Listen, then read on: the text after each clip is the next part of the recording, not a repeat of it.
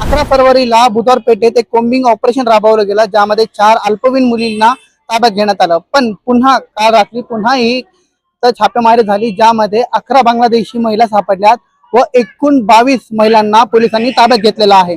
त्याच्या आधी पण जेव्हा कोम्बिंग ऑपरेशन झालता तेव्हा पोलिसांनी हे आवाहन केलं की बुधवार पेठेत अशा प्रकारावरती त्यांची कडी नजर राहणार आहे. त्याचप्रमाणे त्यांनी काल रात्री पुन्हा इथे छापेमारी केली. तर त्या संदर्भात आपण आता काही लोकांशी बोलणार आहोत, आपण त्यांच्याशी संवाद साधणार आहोत आणि जाणून घेणार आहोत की इथली अवस्था काय आहे. अभी पूरा पहला हम लोग बहुत पुराना लोग है, 30 साल से इधर रह गया बुधवारपेट में। कभी नहीं हुआ, अभी इतना दिन रेड पड़ा ऐसा पकड़ा पकड़ी कभी नहीं हुआ। इतना साल कोविड से लॉकडाउन में से इतना बड़ा ये रेड कभी नहीं पड़ा। अभी पड़ा तो सब रात को भी दिख रहा नहीं, दिन को भी दिख रहा नहीं, दिन को भी आ जा रहा है, रात भर भी रात को रहता है 10 बजे से 6 बजे तक रात तो ये जो बांग्लादेशी महिलाओं को ला रहे हैं वो उनको किधर से ला रहे हो, कौन ये लोग इसके अंदर में शुमार है? दलाल लाता है, दलाल लाके इधर छोड़ता है। वो लोग को दलाल का तरफ से लेता है, फिर छुपा के रखता है, फिर पकड़ के लेता है। कैमरा में देख के मालूम है। इससे पहले भी कभी ऐसी कार्रवाई वगैरह हुई थी? वो पहला हुआ था, पहला हुआ, छोटा लड़की लाने को अलाउड नहीं है और बड़ा लोग को ला रहा है, कर रहा है। अभी ऐसे ही ले रहा, पकड़ रहा, चुपचाप कर रहा है, बाहर रूम रहता है, ऐसा पकड़ता फिर पैसा लेता है, पुलिस लोग को छोड़ देता है। अभी ऐसा ही चल रहा है। एक लड़की पकड़ा था, 5,000 रुपये लिया, एरोड़ा में डाला, फिर पैसे लिया, छोड़ दिया। तो पुलिस की जब से कार्रवाई होने के बाद में यहाँ का माहौल कैसा है?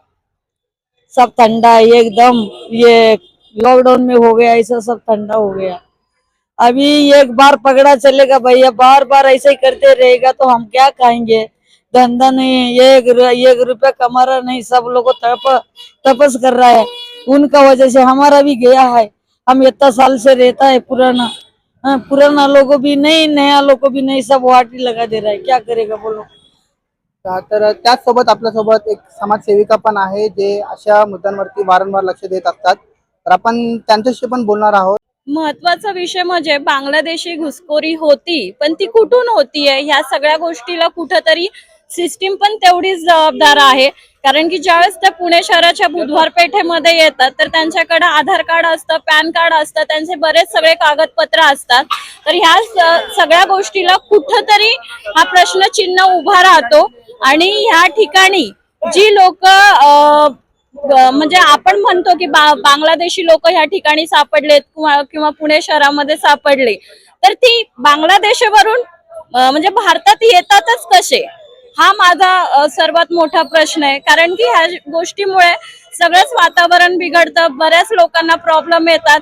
ज्या लोकांना ह्या सगळ्या गोष्टी माहिती आहेत, कारण की कसं होतं की हे सगळं करत असताना कुठंतरी मला असं वाटतं की कुठंतरी आपली सिस्टीम कमी पडतीये काही काम करण्यासाठी किंवा त्यांच्यापर्यंत पोहोचण्यासाठी. पण घुसखोरी व्हायलाच नाही पाहिजे आणि बांगलादेशी लोक ह्या ठिकाणी यायलाच नाही पाहिजे.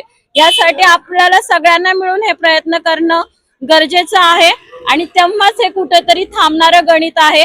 आणि वरून खालपर्यंतची जी सिस्टीम आहे त्या सिस्टीम मध्ये प्रत्येकाने जर का आपली जबाबदारी पाळली आणि भारताचा विचार केला तर बांगलादेशी लोकांचं घुसखोरीचं प्रमाण निश्चितच कमी होईल.